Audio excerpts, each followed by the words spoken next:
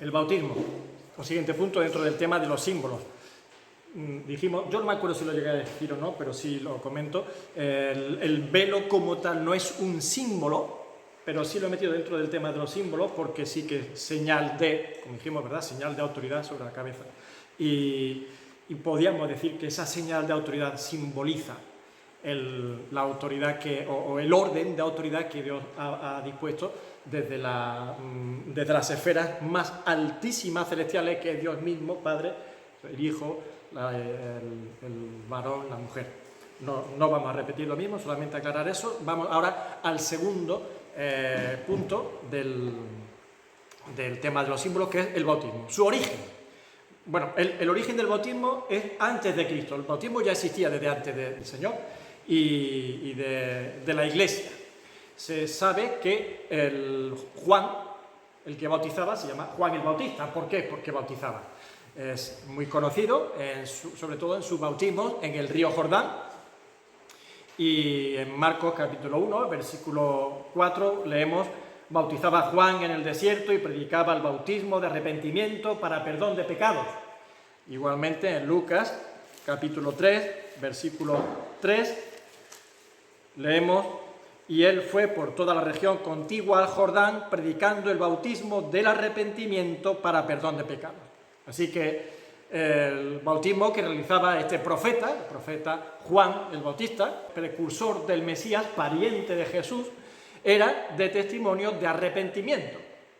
De esa forma, lo que iba haciendo era ir preparando los corazones, las mentes, las almas y espíritus de los hombres y mujeres de Israel, del pueblo de Dios, que habían estado tantas décadas, tantos siglos incluso, de una forma ajena a lo que era el espíritu de la ley de Dios, que era santificar al pueblo, sacar al pueblo del sistema mundanal y ser luz para el mundo, y no meterlo en una religión judaica, como al final hicieron ellos, convertirlo en religión, sino llevarlo a un espíritu vivo y de testimonio, pues preparar a esa gente que habían vivido en una religiosidad, primero en una impiedad, dedicándose a la idolatría o entregándose a la idolatría, y después, cuando vuelve, convirtiendo en religiosidad la verdad del Dios revelado a ese pueblo, como dio lugar a la secta de los fariseos, por ejemplo, y que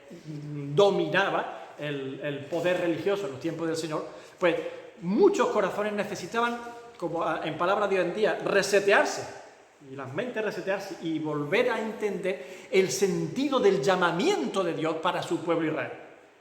Así que debía estar preparado la mente del pueblo para lo que había de llegar, el gran acontecimiento que era el Cordero de Dios que quita el pecado del mundo. Y así lo revela Juan cuando ve a Jesucristo acercarse. El Cordero de Dios que quita el pecado del mundo, a la vez que es el buen pastor que viene a dar su vida por las ovejas. Malaquías capítulo 3 versículo 1, profeta del Antiguo Testamento: he aquí yo envío mi mensajero, el cual preparará el camino delante de mí, y vendrá súbitamente a su templo el Señor, a quien vosotros buscáis. Sí, el Señor iba a venir de repente sin darse cuenta mucho, y ahí estaría en el templo un día echando las bestias, echando a los cambistas, a los que hacían negocio en el templo. Estaba el Señor. No se dieron cuenta muchos de que era el Señor. Vendrá súbitamente a su templo el Señor, a quien vosotros buscáis, y el ángel del pacto, a quien deseáis vosotros. Ese era. Y aquí viene, ha dicho Jehová de los ejércitos. Pero mirad, en ese momento, coincidiendo con esa profecía, el Señor viniendo a su templo, el ángel del pacto, y ya hablaremos del tema del pacto cuando nos toque la mesa del Señor, que será para el próximo domingo, si Dios quiere. En ese contexto tenemos a aquel que es el mensajero que Dios envía primero como precursor delante, preparando el camino delante de él. Como después el profeta Isaías, en el capítulo 40, versículo 3, dice: voz que clama en el desierto. ¿Por qué dice eso? Eso que voz que clama en el desierto. Juan el Bautista salía a los desiertos y allí alzaba su voz y predicaba. ¿A quién? A quienes quisiesen, a quienes se esforzasen, a quienes saliesen a buscar. Buscad y hallaréis, llamad y se os abrirá, pedid y se os dará. hay que tener un poco de interés. ¿De verdad que vale para ti, es algo la vida eterna? ¿Tiene algún valor? ¿Cuánto vale ese chalet? ¿300.000 euros? Pues trabajaré horas y horas y haré horas extras. Todo mi esfuerzo y mi tiempo y sacrifico a mi familia, sacrifico mi salud para conseguir ganar el sueldo suficiente para comprarme un chalet de 300.000 euros. Que viene un rayo, que viene un terremoto, que viene lo que sea y te lo destruye. Una bomba de de otro país que quiera invadirte y te lo destruye en un minuto.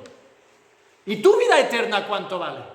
¿Cuánto darías por tu vida? ¿Qué dará el hombre por su alma? El mundo entero no es suficiente. Es muy poca cosa el mundo entero. Vale la vida del Hijo de Dios. Pues allí, vos que clamas en el desierto, ¿quién hay? ¿Quién se interesa?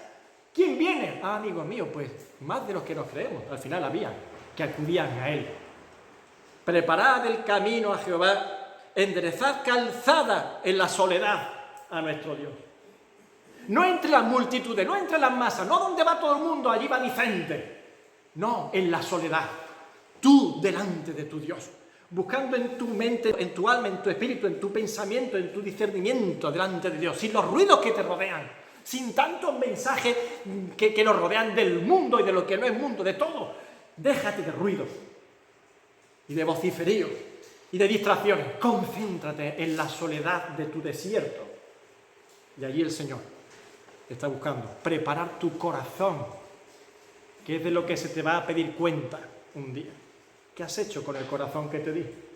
Donde puse discernimiento, donde encendí una antorcha que iluminaba la conciencia para que me buscases.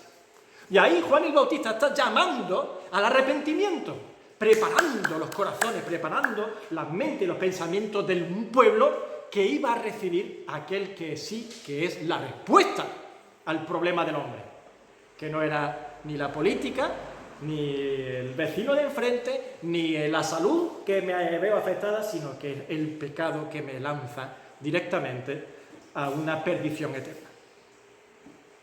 Y Mateo, capítulo 3, versículo 3, pues este es aquel de quien habló el profeta Isaías, refiriéndose a Juan el Bautista, cuando dijo: voz del que clama en el desierto, preparad el camino del Señor, enderezad sus sendas.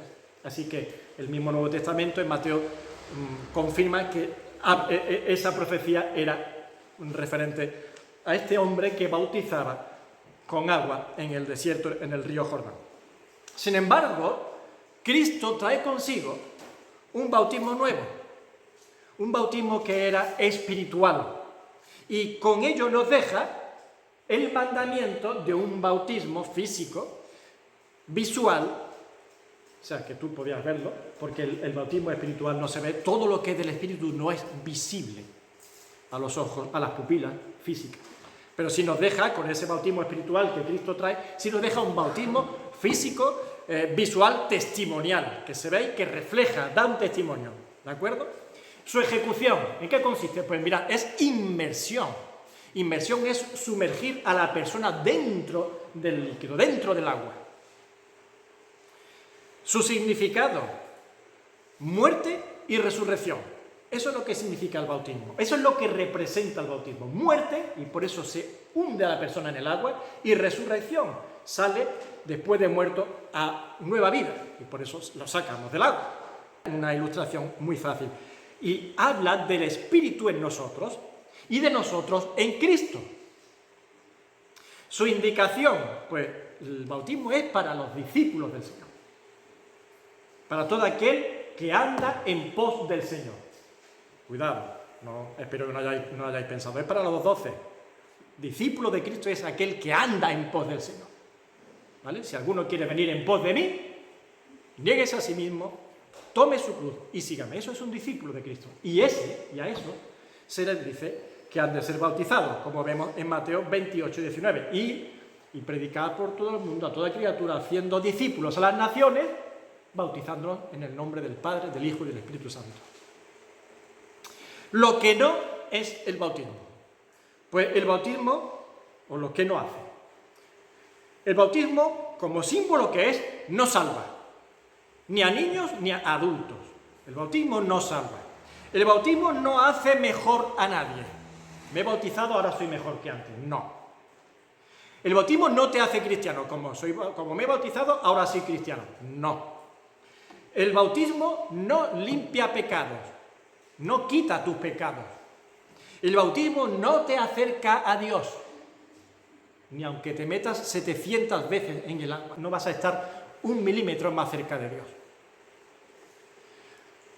No estar bautizado no es un impedimento para la salvación.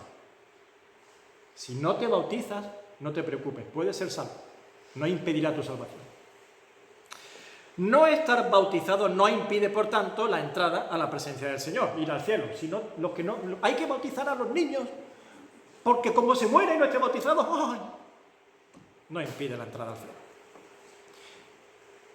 Y no estar bautizado no es pecado. Cuidado.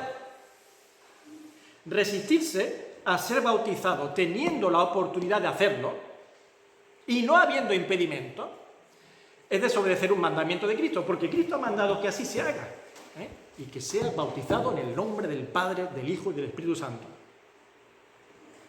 Menuda carga de solemnidad esa sentencia, ¿verdad?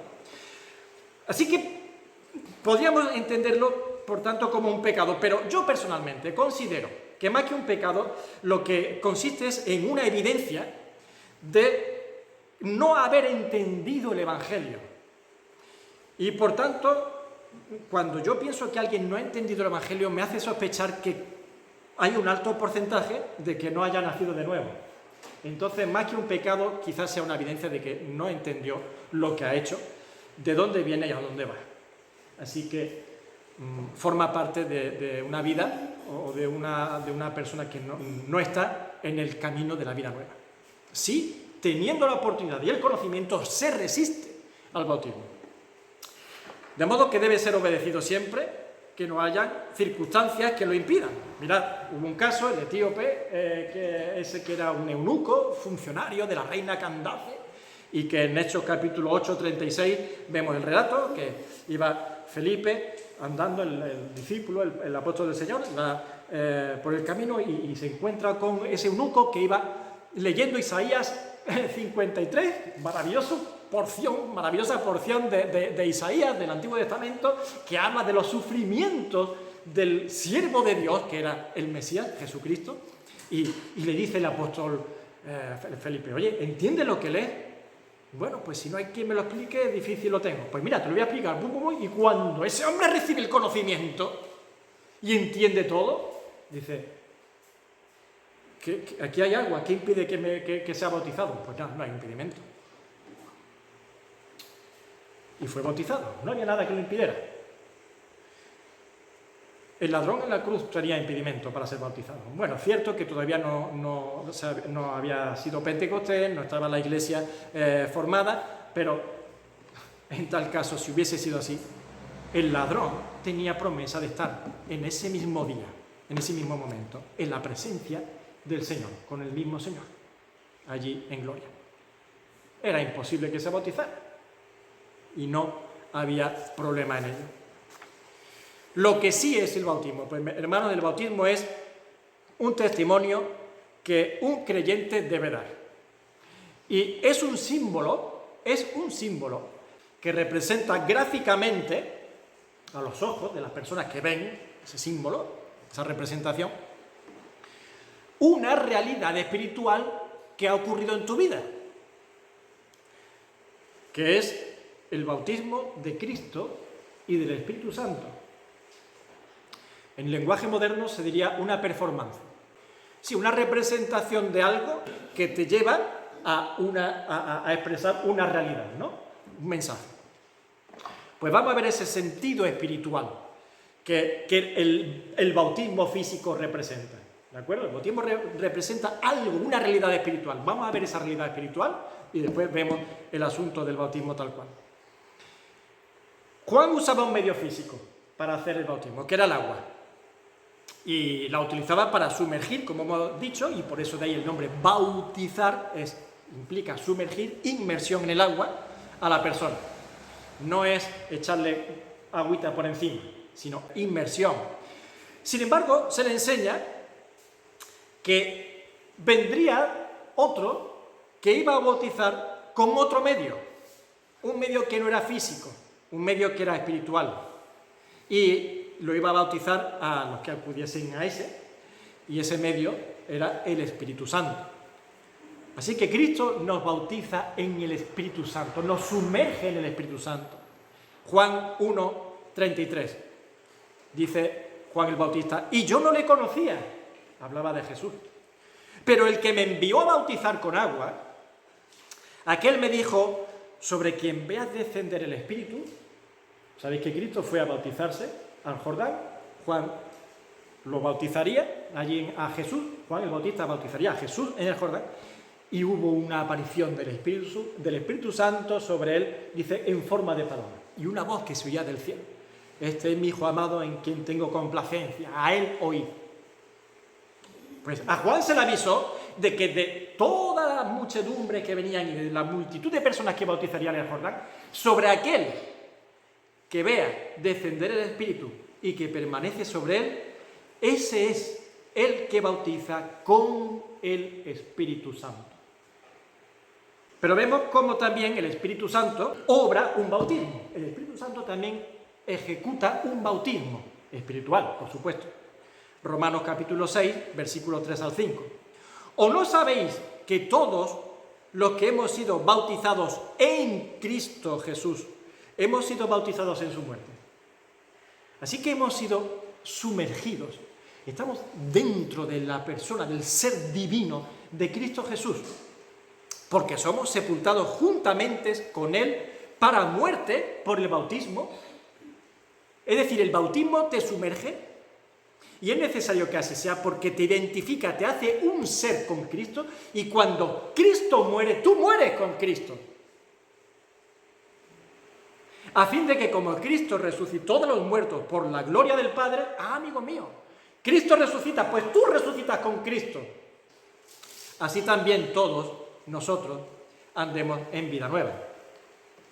Porque si fuimos plantados juntamente con Él en la semejanza de su muerte, así también lo seremos en la de su resurrección. Gálatas 3:27. Porque todos los que habéis sido bautizados en Cristo, de Cristo estáis revestidos. Hemos sido sumergidos en el Señor. Y Cristo ahora es nuestra ropa, es nuestro atavío, es nuestra belleza. La que no había en nosotros, Cristo la implanta en nosotros, su persona en nosotros. Colosenses capítulo 2, versículo 12, sepultados con Él en el bautismo, en el cual fuisteis también resucitados con Él. ¿Os dais cuenta? Hemos dicho muerte y resurrección. ¿Eso cómo es? Pues dice, mediante la fe en el poder de Dios que le levantó de los muertos. Por eso predicamos la salvación por la fe en Jesús. Porque es por la fe en el poder de Dios que Dios te hace morir con Cristo y resucitar con Cristo. Es un acto de fe, no es literal, no te has muerto. Hace 2000 años que Jesucristo fue clavado y tú naciste hace 20 años, 30 años, 60, 70 años. Pero es la fe la que te vincula, la fe de verdad, ¿vale? La que te vincula al Señor y te hace un ser con Él, un cuerpo identificado. Ya no vivo yo, como hemos dicho muchas veces, refiriéndonos al apóstol Pablo, ya no vivo yo, vive Cristo en mí. Claro, ahora no soy yo, es Cristo en mí, soy un ser con Él. Y en Él morí y en Él resucité. Y por eso he recibido el perdón de los pecados. He sido lavado, he sido justificado y santificado delante de Dios. ¿Quién nos bautiza en Cristo? ¿Quién nos sumerge? Hemos dicho que es por la fe, pero ¿cómo actúa? Dice, por la fe en el poder de Dios que le levantó de los muertos. Pero ¿cómo actúa ahora eso? Pues eso es que el Espíritu Santo se pone en funcionamiento y es el que nos sumerge en Cristo, el que nos hace una identidad. Yo tengo la sangre de mi madre y de mi padre. Pues yo tengo el Espíritu de mi Dios, de mi Salvador.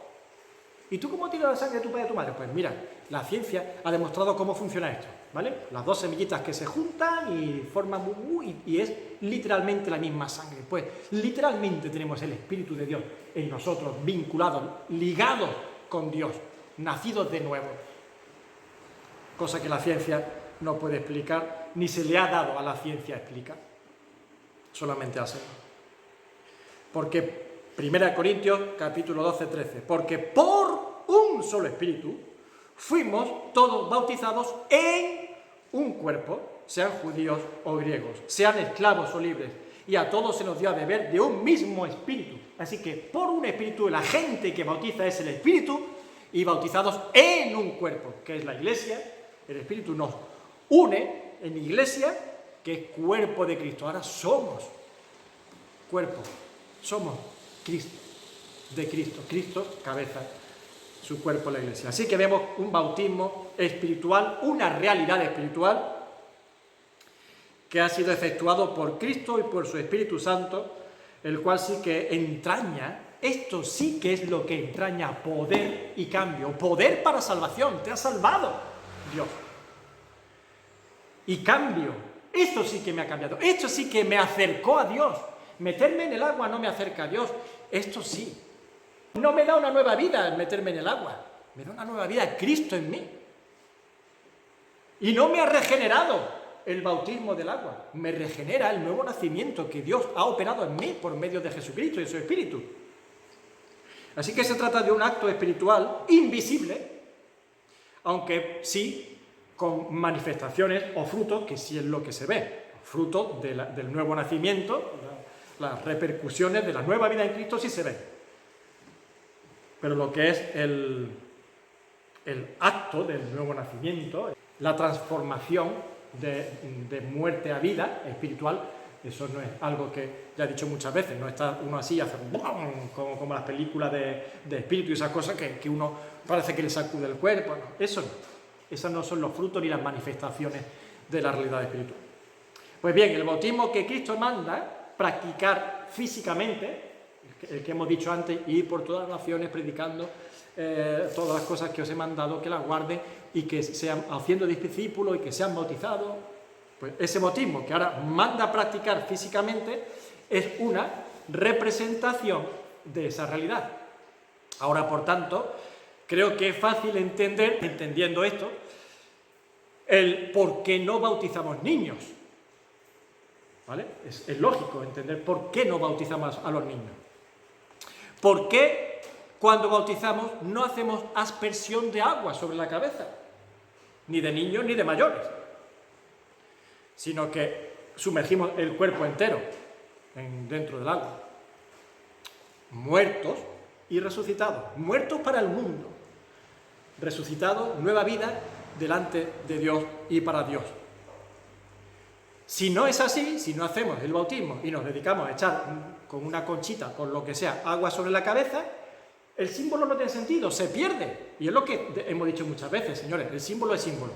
No lo adoramos, no lo sacramentalizamos, no lo colocamos en un lugar de honor ni especial, porque solo a Dios la gloria y la adoración. Pero tampoco vamos a coger y a desvirtuar el símbolo, donde si echa agua por encima, ¿eso qué está representando? Que me han caído trocitos de Espíritu Santo por la cabeza, o que me he muerto un poquillo, pero no del todo. No. ¿Qué simboliza eso? Pues hijo, nos cargamos el símbolo y el significado. Las implicaciones para el creyente. En la Iglesia lo asumimos como un paso de compromiso donde te reconoces vinculado a la congregación con responsabilidad e implicaciones.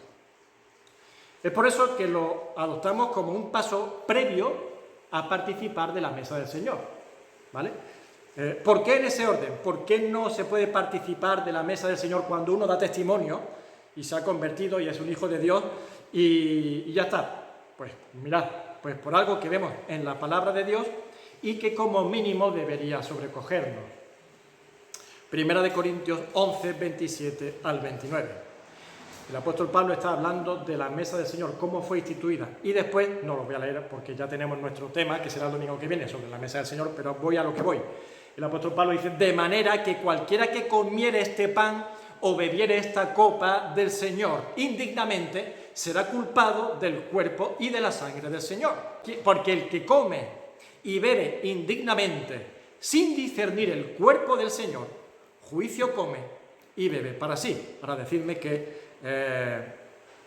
¿Qué discernimiento puede tener un niño respecto a la mesa del Señor y a lo que está haciendo?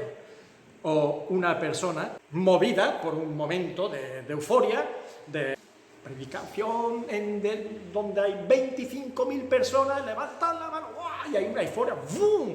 O vienes de un campamento emocionadísimo y con la euforia del campamento, pues yo, ¡bum! ¿Y ahora qué?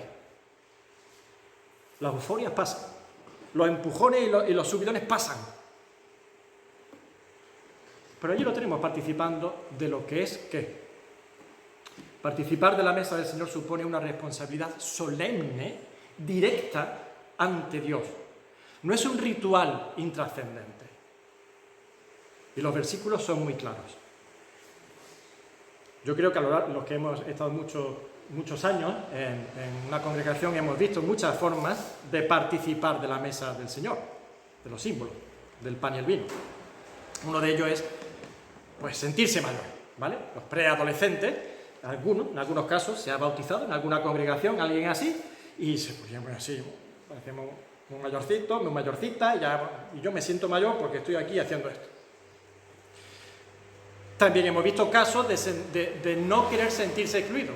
Una congregación, 100 miembros, 200 miembros y yo y dos más, allí todo el mundo participa y yo no, y entonces parece que soy la oveja negra y que soy algo, que estoy como tachado y yo quiero sentirme incluido en todo eso. Todo eso que forma un pensamiento, una inercia muy, muy humana de pensamiento y lejos de la realidad espiritual que debemos tener en ese momento de congregar. Así que por no sentir esa incomodidad ante la congregación, quieren participar, participan y ese no es el sentido de participar. Sentir el apoyo o el beneplácito de los demás en su forma de vida. Y me refiero a forma de vida desordenada.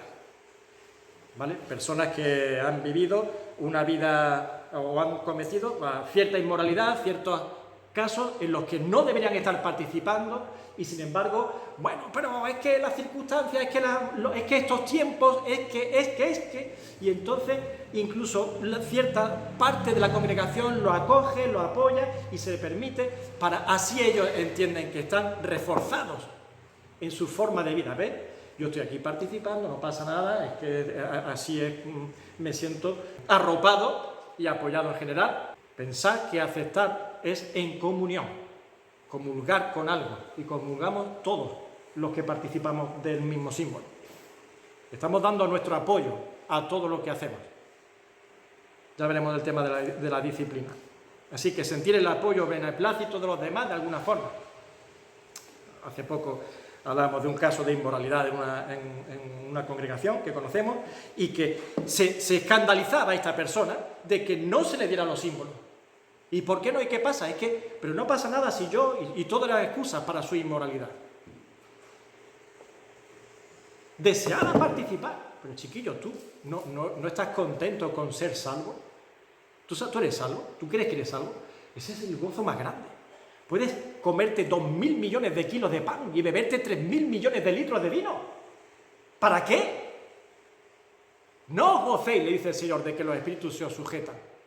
Gózate de que tu nombre está escrito en el libro de la vida. No te goces tanto en participar de los símbolos, empeñándote. ¿Quién sabe por qué te empeñas? Y gózate en el verdadero gozo de saber que eres salvo y que vas a estar toda la eternidad con el Señor en gloria. O es que quizás no lo tienes muy claro eso, de que vaya a ser así. Y vas buscando otras ramificaciones que te complazcan. Yo estaría muy tranquilo sabiendo que, como dice la palabra, si el Señor está de mi parte, si el Señor me ha salvado, y 50, 100, 500 hombres me niegan la participación de un símbolo, que no pasa nada. El Señor está conmigo y me gozo en el Señor. Si no, algo hay ahí que no cuadra. Todo eso y más cosas que se me puedan escapar son errores importantes que alejan del sentido de la mesa del Señor, el sentido auténtico. Y no queda en volandas. Y no queda sin consecuencias, sino que, como dice el apóstol, el que lo hace de esa forma, no conforme al espíritu de la participación, el que lo hace de esa forma, juicio come y bebe para sí. Y hermanos, eso es lo que nos lleva a tomar la medida de hacer participar solo a los bautizados, no entendiendo como una total garantía, como una garantía al 100% del que el que se ha bautizado va a estar ahora en una comunión perfecta con los hermanos y todo el tiempo que pase. Hemos dicho que más de una vez hemos visto casos de bautismo donde a los 6 meses ya no volvió a aparecer una persona después de bautizada por la iglesia y ni por ninguna iglesia, ¿no? Así que no es una garantía, pero sí son pasos prudenciales que damos intentando reducir al mínimo la posibilidad de fraude en esto, ¿no? Porque es muy serio, porque es santo. El bautismo no es santo. La comunión de los creyentes sí es algo santo. Y participar de la comunión indignamente, juicio, come y bebe para sí. Por tanto, esta es también la razón, como hemos dicho, por la cual no bautizamos prontamente a aquellos que dan testimonio. Yo doy testimonio y me bautizo al mes siguiente, a los 2 meses. Y dejamos un tiempo prudencial para confirmar esa fe que se testifica. La fe no se ve, otra cosa que no se ve, ¿verdad? Yo no sé, tiene mucha fe, no sé, ¿cuántos kilos de fe? ¿Cuántos litros de fe? ¿Cuántos metros de fe? ¿Cómo se mide la fe? ¿En litros, en metros, en kilos? No, la fe se ve en el andar, en el caminar, y se confirma con la vida. Yo puedo tener mi boca llena de palabras de maravilla y de predicaciones y de cosas muy, muy bien entretejidas porque me sale muy bien, pero después la vida de fe, la respuesta ante el mundo como creyente, está llena de fracaso. Así que es la vida la que confirma ese testimonio. Ha dado un testimonio, ha dado un testimonio. Y le ponemos floritura al testimonio, y qué bonito, y qué bello, y qué bueno, y qué intenso, y qué magnífico. El testimonio es testimonio. Ni bueno ni bonito. Aquí lo bueno y lo bonito es el Señor. Y tu testimonio es decir, confesar lo que realmente hay en ti, en tu vida. Es verdad. Ya lo veremos. Así que la fe y la conducta la necesitamos para dar un paso tan trascendental como es bautizar a un convertido, además de una formación bíblica, y por eso tenemos también el discipulado, personas que sepan dónde entran y lo que hacen antes de bautizarse. Voy a hacer un anexo al tema del bautismo, es el congregarse. La persona que se bautiza debe entender que testifica con su bautismo que ha entrado en un compromiso con Dios serio, que ya lo hizo en su día, cuando le abrió la puerta al Señor y quiso que entrara en su vida. Que ha entrado en el pacto de Dios, un pacto unilateral, solemne, y que ha entrado a formar parte de la Iglesia con todas sus implicaciones. Así que lo que no vemos bíblico es el comportamiento del creyente que vive una vida cristiana a expensas de la congregación, asistiendo esporádicamente y viviendo el cristianismo, palabras textuales, a mi manera o como yo lo entiendo. Bueno, muy bien, tú lo entiendes así, pero al menos búscate hermanos que lo entiendan como tú, con los cuales puedan mantener una vida de iglesia, que es a lo que somos llamados los hijos de Dios. Espero que entendamos eso de vida de iglesia, ¿vale? No es como a veces a mí, yo nunca había escuchado eso, lo escuché relativamente reciente. ¿Tú que eres capillita? ¿Okay? Bueno, pues capillita es lo que hacen eso, cositas con las parroquias, especialmente muy relacionado con la Semana Santa. Vida de iglesia, vida del cuerpo de Cristo. La comunión, los frutos del Espíritu puestos allí unos con otros, el amor, gozo, paz, benignidad, bondad, fe, mansedumbre, templanza, todas estas cosas que viven y conviven en el cuerpo de Cristo cuando está en comunión. No dice que donde estén 2 o 3 reunidos en mi nombre, ya, allí estoy yo en medio de ellos, y eso es iglesia. Pues busca a alguien, por lo menos, que lo vea como tú y ten comunión con esa persona. Así que el cristianismo se vive como lo enseña la palabra de Dios, y no como a cada uno nos parezca. Y se trata, como lo enseña la palabra de Dios, de que somos un cuerpo que no deja de congregarse como algunos tienen por costumbre, como dice Hebreos 10:25, y que conlleva un vínculo espiritual y físico. No, si yo estoy con vosotros en el corazón, yo os tengo continuamente. Muy bien. Pero en el corazón no vas a dar un abrazo a un hermano, ni le vas a dar 20 euros a un hermano, ni le vas a llevar los muebles de la mudanza a un hermano. Lo haces con tus manitas y tus piececitos, ¿verdad? Y cantas con el hermano, oyendo al hermano cantar cuando estás al lado, no en tu casa. Y muchas cosas que se podrían decir. El vínculo es espiritual y físico. Eres miembro de la congregación, eres parte de la membresía. Romanos capítulo 12, versículo 5 dice: así nosotros, los creyentes, siendo muchos, somos un cuerpo en Cristo, y todos miembros los unos de los otros. Las epístolas de Pablo comienzan diciendo: Pablo, apóstol de Jesucristo, a los creyentes, a la iglesia que se reúne, a los santos que... Así que formas parte de los destinatarios de las Escrituras, formas parte de los destinatarios. Y formas parte como conjunto, como congregación, como iglesia. Eres del cuerpo, no vas por libre. Primera de Corintios, capítulo 12, versículo 13, ¿qué dice? Porque por un solo espíritu fuimos bautizados todos en un cuerpo, sean judíos o griegos, sean esclavos o libres. Y a todos se nos dio a beber de un mismo espíritu. Además, el cuerpo no es un solo miembro, sino muchos. Yo soy cuerpo de Cristo, el Señor me ha salvado, yo soy iglesia y ya está. Yo vivo mi vida como yo la veo. Mi cristianismo como a mí me parece. Pues no, porque el cuerpo de Cristo no es un miembro, son muchos miembros. Y los miembros están representando una realidad espiritual. Esto no es solo parte de la realidad espiritual también, que es Cristo y su cuerpo, que es cabeza y muchos miembros, sino que afecta al carácter de cada creyente. ¿Cómo afecta al carácter de cada creyente la vida de iglesia? Pues porque a cada uno le mueve el estar en congregación, el convivir en comunión, le mueve comportamientos de amor. A la fuerza tiene que haber amor para que pueda haber comunión y convivencia.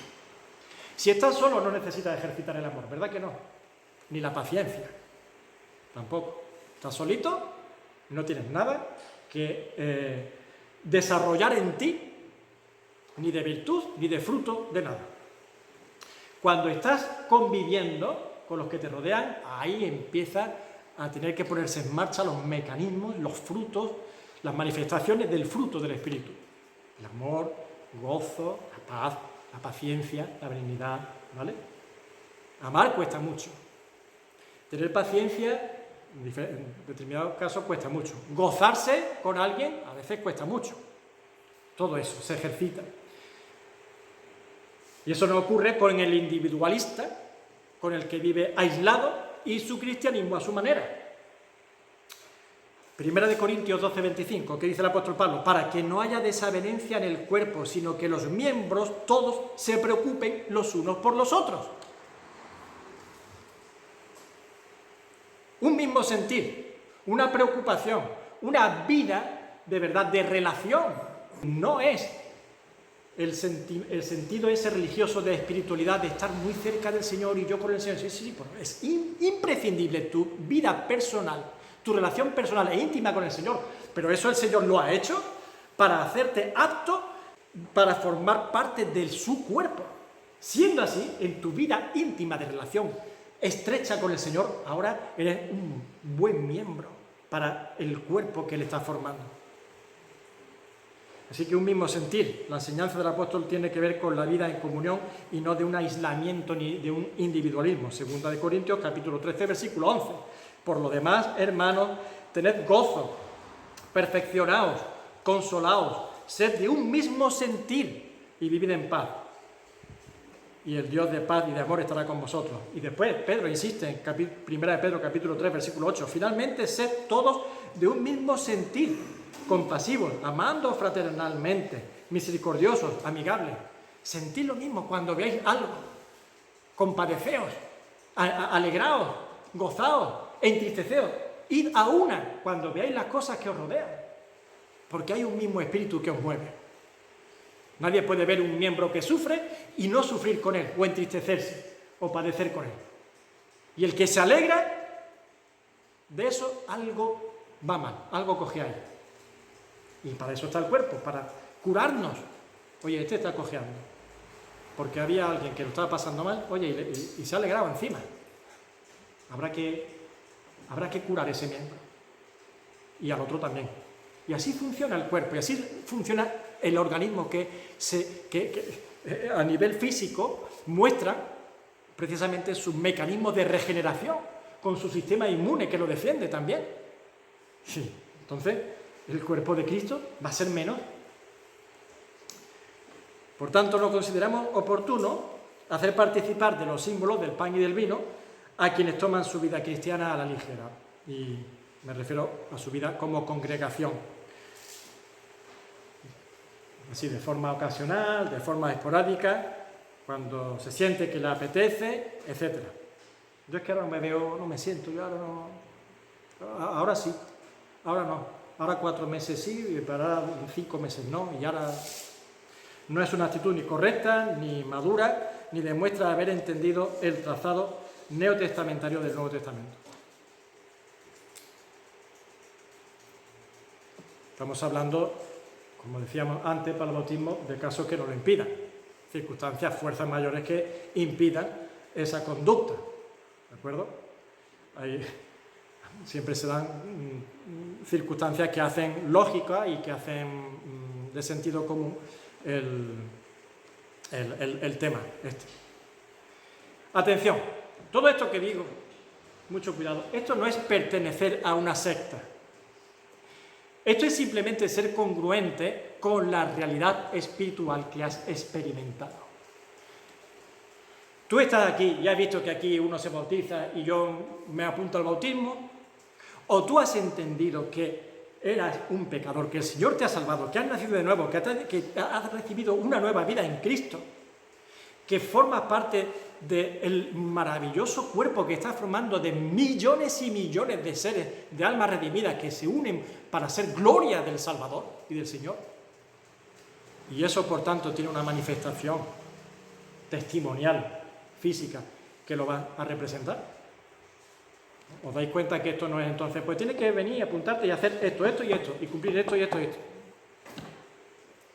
Si somos un cuerpo y la representación de esa realidad es formar parte de una congregación como cuerpo, es imposible entender que se viva de forma solitaria e independiente. Sí, yo formo parte de un cuerpo, pero lo representando como un aislado, como un individualista, por ahí con mi cristianismo a mi manera. No tiene sentido, eso es incongruente. Entonces, no consiste en marcar pautas para pertenecer como una secta a nada, pero tampoco ser un incongruente o un incoherente. Un brazo no vive solo, un pie no vive solo, un ojo no vive solo. Los miembros viven formando parte de un cuerpo. Y eso es lo lógico y lo coherente, ¿no? Pues si tú dices que eres del cuerpo de Cristo, actúa como cuerpo de Cristo. Porque un ojo solo es un elemento inerte. Un brazo solo es un elemento inerte. Un creyente solo, aislado, es un elemento inerte. No estamos estableciendo así puntos de cumplimiento para formar parte de la denominación tal, de la religión cual. De la misma manera que tampoco valdría que cumpliese todos los puntos que creemos lógicos y coherentes si después todo eso no forma parte de tu realidad espiritual. Si has dado testimonio, diciendo la fórmula que sea, te has metido en el agua, participando de un bautismo, te pones a tomar tu cachito de pan y tu buchito de vino, que todo el mundo lo hace, y yo ya estoy cumpliendo todas las cosas, y dentro de 15, 20 años me he aburrido ya, porque esto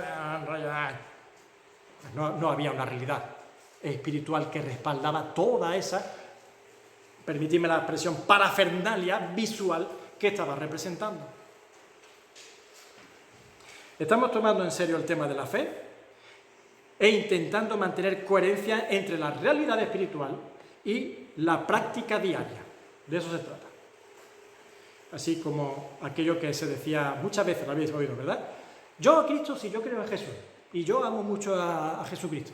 Pero a mí de la iglesia no me habla. Yo de la iglesia... O sea, tú vienes a mí y me dices, Esteban, yo contigo, si yo a donde tú quieras, yo voy contigo, pero de Raquel a mí ni me la menciones, ni hablar, ni quiero verla, ni voy a quedar con ella. Pues hasta luego, Lucas. O sea, tú le dices a Jesucristo que lo quieres mucho, pero a su esposa, por la cual se entregó y dio su vida, y que no quiere saber nada de ella. Bueno, no entiendes lo que es la iglesia, no sabes lo que estás diciendo a lo mejor, y tendrás que aprender. Pero sería una incongruencia. Y ahí están los problemas de la religión, del yo soy de, yo fui bautizado por, y ya el apóstol Pablo lo advertía en la epístola, ¿verdad? Al principio de todo, estos no son problemas nuevos, ni modernos, ni recientes. Y eso sí es religión, y eso sí acaba en secta. Hermanos, estamos poniendo coherencia, razón en lo que es la realidad espiritual que vivimos. Pues hasta aquí la palabra del Señor. Próximo tema, el partimiento del pan.